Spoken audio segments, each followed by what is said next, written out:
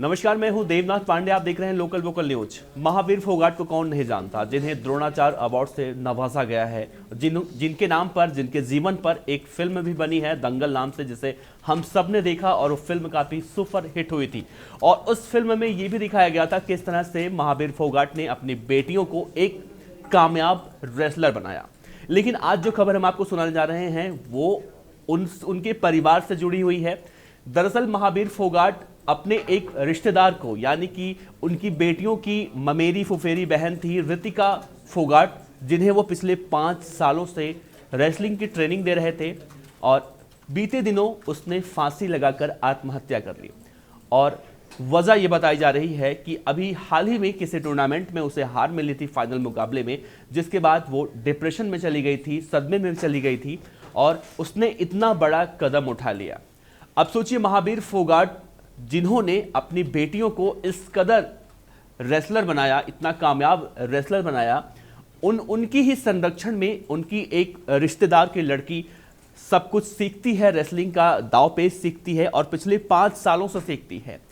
लेकिन जब एक मैच में उसे हार का सामना करना पड़ता है तो इस कदर वो डिप्रेशन में चली जाती है कि वो अपने ही दुपट्टे से फांसी लगा लेती है और आत्महत्या कर लेती है।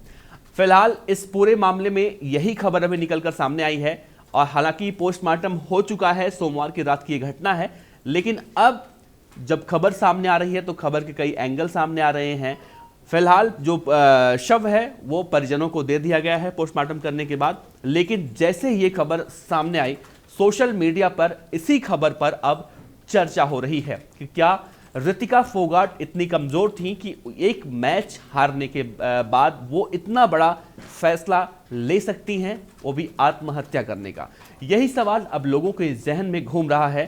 साथ ही अब महावीर फोगाट के बारे में ये भी कहा जा रहा है कि जब ये फाइनल मुकाबला चल रहा था, स्टेट लेवल का मुकाबला था, तो वो भी उस समय वहीं मौजूद थे, चूंकि वो रितिका फोगाट के गुरु थे, पिछले 5 सालों से ट्रेनिंग करा रहे थे, तो वो भी वहां मौजूद थे। उनकी मौजूदगी में उसे हार का सामना करना पड़ा।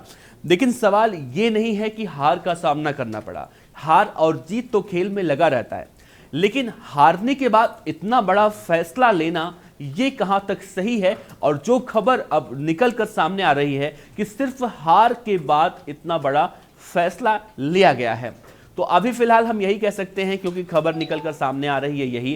फिलहाल पुलिस अपनी तरह से इन्वेस्टिगेट करेगी इस पूरे मामले को, तो देखना अहम होगा कि आगे इस मामले में और क्या कुछ निकलकर सामने आता। बहरहाल गीता फोगाट, बबीता फोगाट, या फिर यूं कह सकते हैं फोगाट सिस्टर्स को कौन नहीं जानता।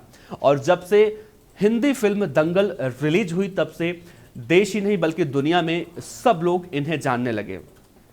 और अब लोग मिसाल देते हैं फोगाट सिस्टर की कि अगर लड़कियों को यह कहा जाता है कि अगर बनना है तो फोगाट सिस्टर की तरह बनो, लेकिन उन्हीं की करीबी बहन, उन्हीं की फुफेरी ममेरी बहन रितिका फोगाट जब इस तरह से इतना बड़ा फैसला उठाती हैं आत्महत्या करने का, तो कहीं ना कहीं अब सवाल भी उठने लगते हैं।